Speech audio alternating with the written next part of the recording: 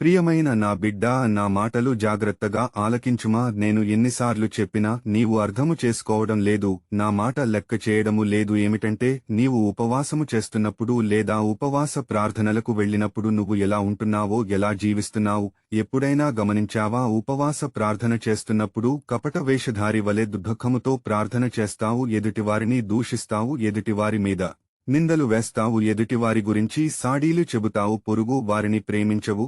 నేను తప్ప వేరొక దేవుడు ఉండకూడదు అని చెప్పినప్పుడు నీవు నన్ను మాత్రమే ఆరాధించాలి అని చెప్పాను కదా. నీ ప్రవర్తన ఎలా ఉందో, నీవు ఏం చేస్తున్నావు నీవే ఒకసారి గుర్తు తెచ్చుకో. నా నామమును వ్యర్థముగా ఉచ్చరిస్తావు. ఆకాశమందుగాని నీళ్ల యందుగాని ఏ విగ్రహమును చేసుకోకూడదు, ఏ విగ్రహమును పూజించకూడదు అని చెప్పాను కదా. అలాగే నీ తల్లిదండ్రులను ఎలా చూసుకుంటున్నావు నీ మనస్సాక్షికి తెలుసు. విశ్రాంతి దినమును పరిశుద్ధముగా ఆచరించాలని చెప్పాను. దొంగతనము చేయకూడదు, నరహత్య చేయకూడదు, అబద్ధం ఆడకూడదు, ఎదుటివానిది ఆశించకూడదు, ఎదుటివానిది ఏదైనా ఆశించకూడదు అని చెప్పాను కదా. నీవు నా సన్నిధిలో ఉపవాసం చేసినప్పుడు నీవు చేసే పొరపాట్లు నీలో ఉంచుకుని నా సన్నిధిలో ప్రజల ముందు నటిస్తూ ఉంటావు. నాకంటే భక్తిపరుడు, భక్తి మంతురాలు ఎవరు ఉండరు అని నీవు అనుకుంటావు.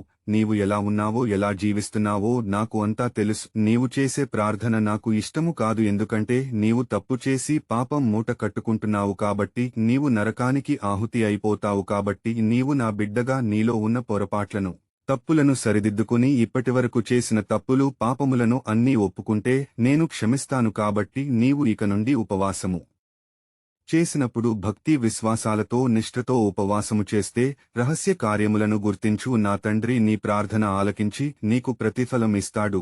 నీవు దేని నిమిత్తము ప్రార్థనలో అడుగుతావో నీవు అనుకున్న దానికంటే నీవు ఎక్కువ పొందుకుంటావు. బైబిల్ వాక్యములు చదువు. మత్తయి సువార్త 6వ అధ్యాయము 16 నుంచి 18వ వచనము వరకు. మీరు ఉపవాసము చేయనప్పుడు వేషధారుల వలె దుఃఖముకులై యుండకుడి. తాము ఉపవాసము చేయుచున్నట్టు మనుష్యులకు కనబడవలెనని వారు తమ ముఖములను వికారము చేసుకొందురు. వారు తమ ఫలము పొంది ఉన్నారని నిశ్చయముగా మీతో చెప్పుచున్ నాను ఉపవాసము చేయుచున్నట్టు మనుష్యులకు కనబడవలనని కాక రహస్యమందున్న నీ తండ్రికి కనబడవలెనని. నీవు ఉపవాసము చేయనప్పుడు నీ తల అంటుకుని నీ ముఖము కడుగుకునుమో, అప్పుడు రహస్యమందు చూచుచున్న నీ తండ్రి నీకు ప్రతిఫలమిచ్చును. ప్రియమైన సహోదరి సహోదరుడా, నీవు వేషధారి వలె దుఃఖముతో, వికారముతో మనుషులకు కనబడాలని గొప్పల కోసం ప్రార్థన చేస్తే నేను నీ ప్రార్థన వినను.